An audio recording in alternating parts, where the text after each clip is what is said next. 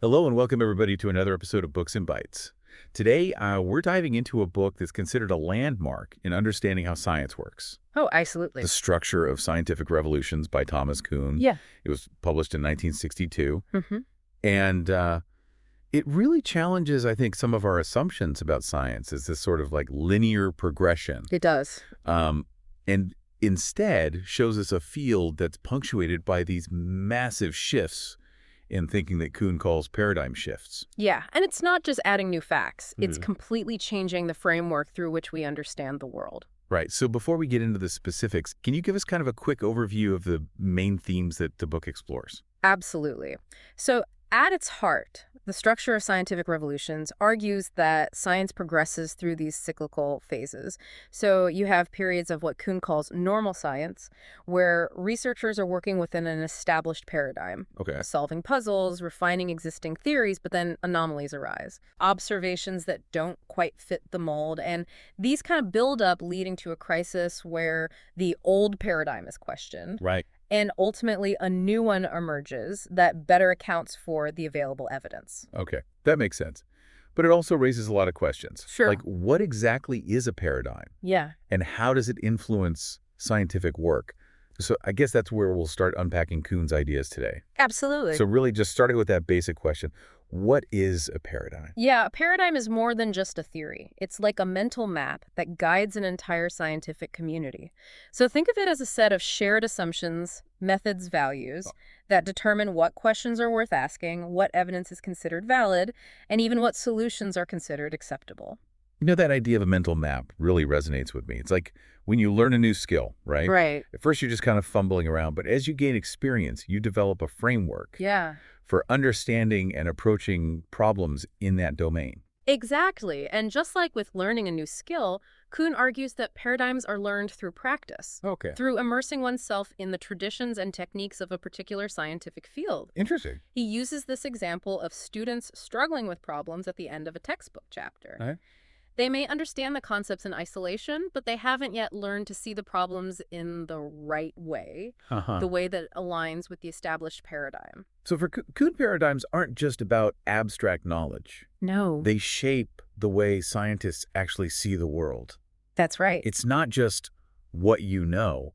It's how you're trained to think about and approach problems within that field. Precisely. And here's where it gets really interesting. Okay. Kuhn argues that during these periods of normal science, Huh? this shared paradigm allows for remarkable progress. Okay. Scientists aren't distracted by fundamental questions about the nature of reality or the validity of their methods. They can focus on solving puzzles within the established framework. It's like everyone's working on the same jigsaw puzzle. Yeah. They have the same picture to guide them, Uh-huh. and they know what pieces fit together. That's a great analogy. And this puzzle-solving activity of normal science, according to Kuhn, is incredibly productive. Okay. It leads to the refinement of theories, the development of new technologies, Mhm. and a deepening understanding of the world within the boundaries of that paradigm.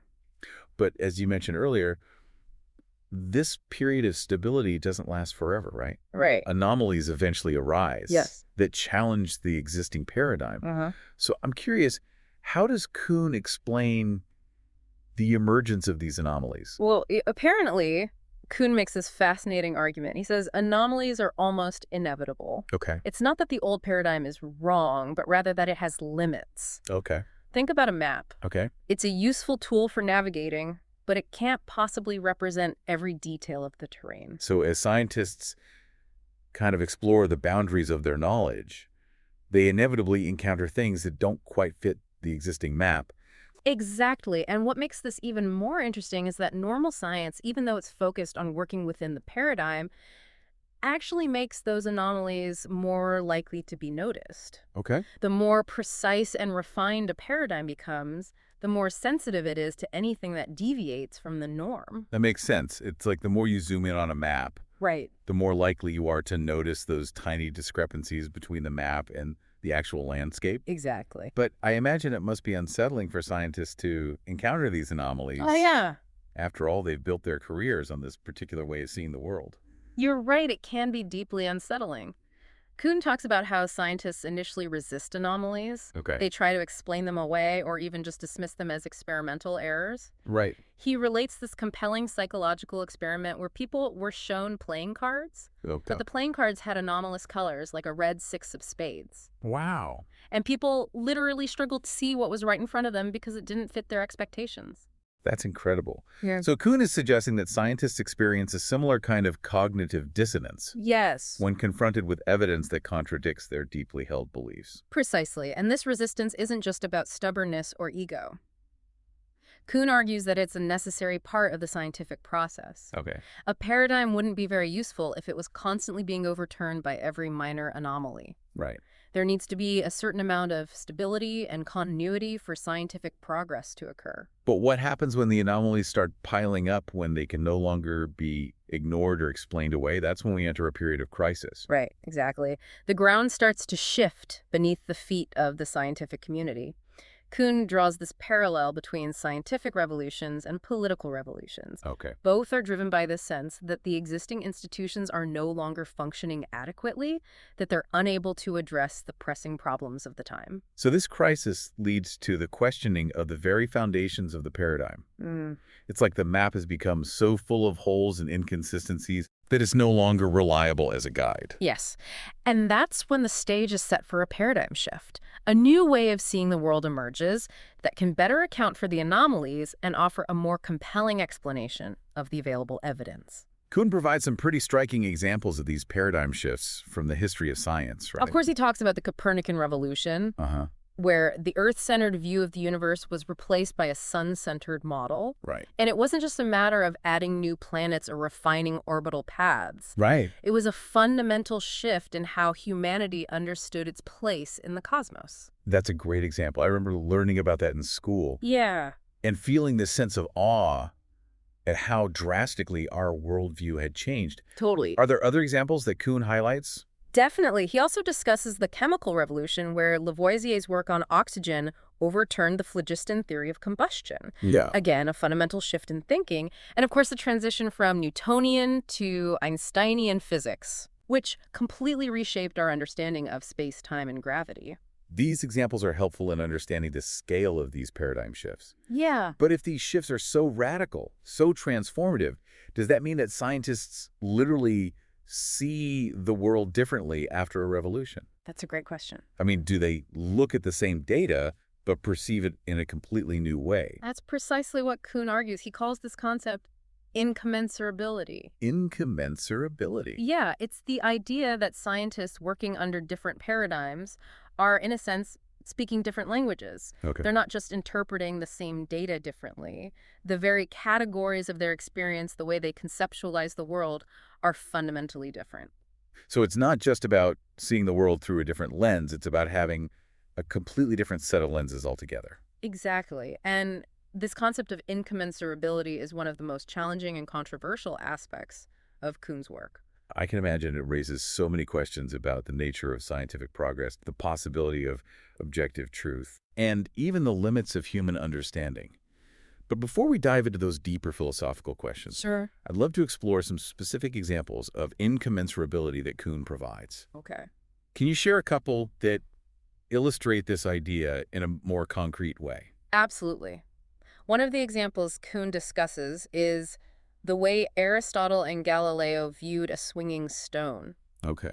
Aristotle, working within his framework of natural philosophy, saw the swinging stone as an object trying to reach its natural resting place. Interesting. His focus was on measuring things like the total distance traveled and the time it took to come to rest. Right. It's like he was seeing the stone's motion as a journey toward its natural state of being. Exactly. But Galileo, influenced by the emerging ideas of inertia and the impetus theory, saw the swinging stone as a pendulum.